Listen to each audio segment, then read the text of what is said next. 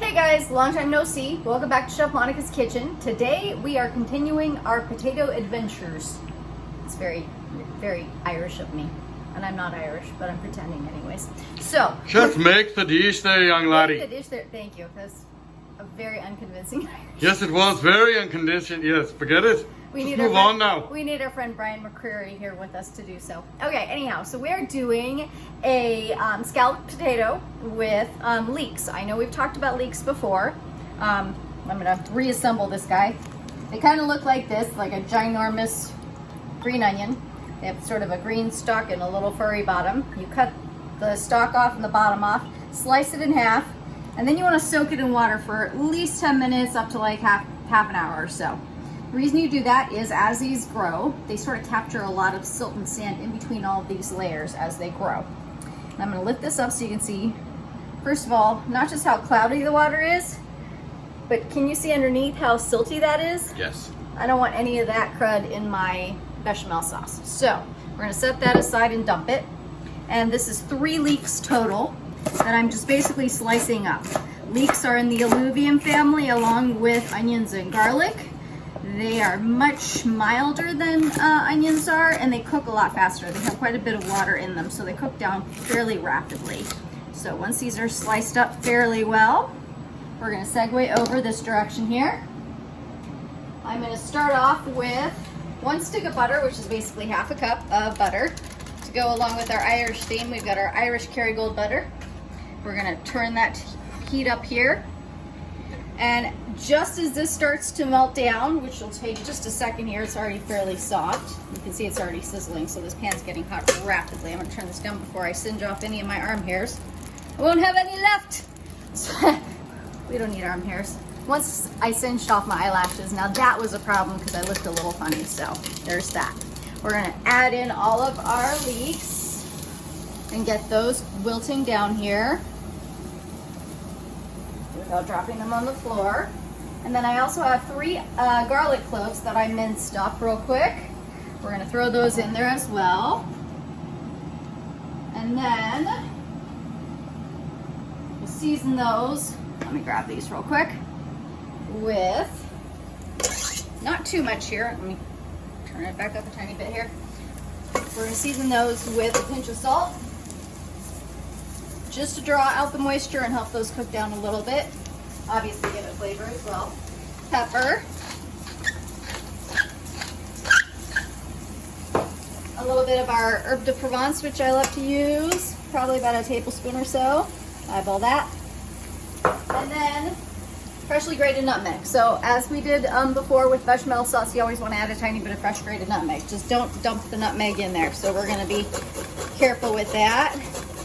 I'm going to put quite a bit in there because it really jazzes up the bechamel sauce. It smells amazing. Okay, give this a quick little stir. I'm going to let this cook down for probably another minute or 2, just until it's wilty, but not brown. So I'll check back with you in a second. So as you can see, our leeks have cooked down significantly. At this point, we're going to add in our flour. So for a good bechamel sauce, you have equal parts butter to flour. So I did half cup butter, so I need half cup flour.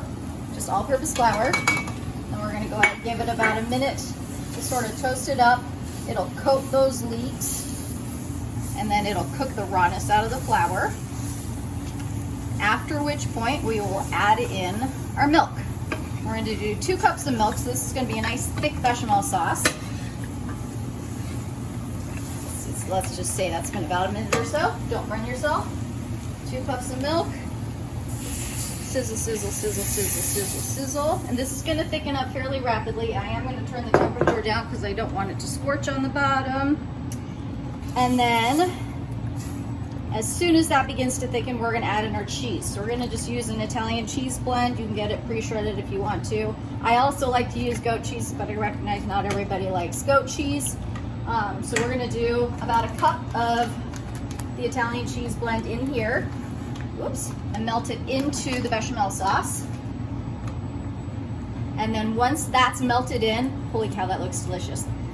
I could just jump in there Anytime there's cheese and saucy goodness with onions, that is a dish made in heaven right there. Okay, so we're gonna melt that down, and then I'll show you how to assemble the scalloped potatoes. Alrighty, so we're gonna assemble the scalloped potatoes. I have a 9 by 13 inch Pyrex, glass Pyrex that I greased with just a little bit of olive oil on the bottom. I took my potatoes, these are just russet potatoes. They're starting to turn a little brown because I cut them ahead of time, but I just slice them thinly with a knife. If you have a mandolin slicer, you can use that to slice them thin. If you want to, you can use a box grater, or you can do this in a food processor. They have a slicing blade usually on the food processor. I frankly just do everything with my knife. If they're not exact, that's fine. And if they're slightly thicker, it just may take a little longer in the oven to cook. But so you want to slice those fairly thin, and we're going to layer a single layer on the bottom. I'm not as concerned with the bottom layer as I will be with the top layer, so this does not have to be rocket science. I don't have a mandolin slicer because I cut my finger on it once, and that was about all I needed to convince myself that I am way too clumsy for a mandolin slicer. So there's that. Not every chef needs to have every tool in the kitchen. Your best tool is a good sharp knife anyway. Somebody asked me what kind of knives I used. I said it's less important what kind as it is for it to be sharp.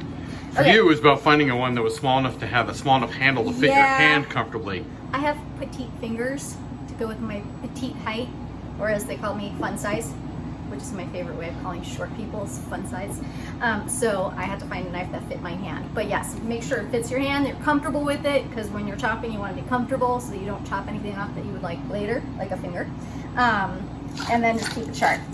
Season these with a little bit of salt and pepper. Okay, and then we're gonna put half of our, oh my gosh, look how yummy that is, half of our bechamel sauce over the first layer here. Let's see if I can do this fairly evenly. Just look at all that stringy, oozy, goozy, yummy stuff. Okay, hold that thought. Let me just spread this out as best as I can.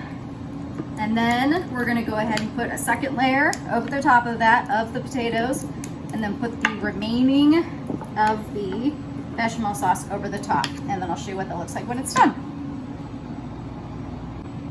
So I have the second layer of potatoes on there. Incidentally, I neglected to mention that was 4 potatoes that I sliced up. Or medium size, right? Yeah, medium sized russets. Again, you want a starchy potato, not a waxy potato for this. And get all that goodness on here. All that goodness, which basically is, oh my goodness. I know, that was really cheesy. Get it? Cheesy? I'm so full of puns today. It's just not even funny, is it? I gotta entertain myself sometimes because we've been in quarantine for like 3.5 months and I'm losing my ever-loving mind. It is loving. Okay, so all that's on there. Last but not least, we're gonna take the remainder of this 2 cups of cheese, pop that on top of here, and then make sure you get this evenly distributed. You can already see this is gonna be delicious, and it's really easy to make. It's not hard to make. And frankly, it keeps really well. It reheats really well, so it's a great dish to make a big batch of if you wanna just like nibble off of it for the rest of the week as a side dish. It'll just make everyone happy. And you can take any leftovers and turn it into a frittata if you want to. I am fairly certain my husband has done that at some point. That's basically his go-to for leftovers, is turn it into a frittata. Okay, so we'll take aluminum foil, cover this tightly, pop this in our oven that's been preheated to 375 degrees. It will bake covered for 30 minutes and then uncovered for another about 25 minutes or so. At that point, the potatoes will be completely cooked through, so we'll just test them with a paring knife, and you'll notice all the cheese and the bechamel will be all bubbly and browned on top. So I'll check back with you halfway through and then at the end. So this has been in the oven for half an hour. We're gonna, at this point, pull it out of the oven, take the foil off. Don't burn yourself. Woo, lots of steam. Oh, I got a potato facial. What could be bad about that? Smelled good anyway. Potato leek special facial. Oh, look how that's bubbling. That, my friends, smells heavenly, and it's too bad you can't smell it. But you'll just have to make it. So I'm putting this back in another 25 minutes or so. At that point, all of that cheese on the top will be nice and gold brown. Potatoes should be cooked all the way through, and then we will take it out. This is just like lasagna in that you want to let it stand for about 10 minutes after you take it out of the oven before you like try and serve it up. Otherwise, it just kind of goes. That's a technical term. You'll have to look it up in the dictionary. I really don't know which letter it is under the alphabet, but it's. Oh, it's so pretty! Looky, looky, looky, looky, looky. Okay, ready? This is the potato dance. Uh-huh, uh-huh, uh-huh. Potatoes, potatoes. You can't eat this because it'll kill your mouth. You're It'll right. burn your mouth. But I just want to show you. So I'm going to stick the knife in several times just to make sure it comes out cleanly and there's no resistance from the potatoes. That means the potatoes are cooked. So let this sit for about 10 minutes and then we can serve this up. And maybe I'll share some with Jeff. Bye!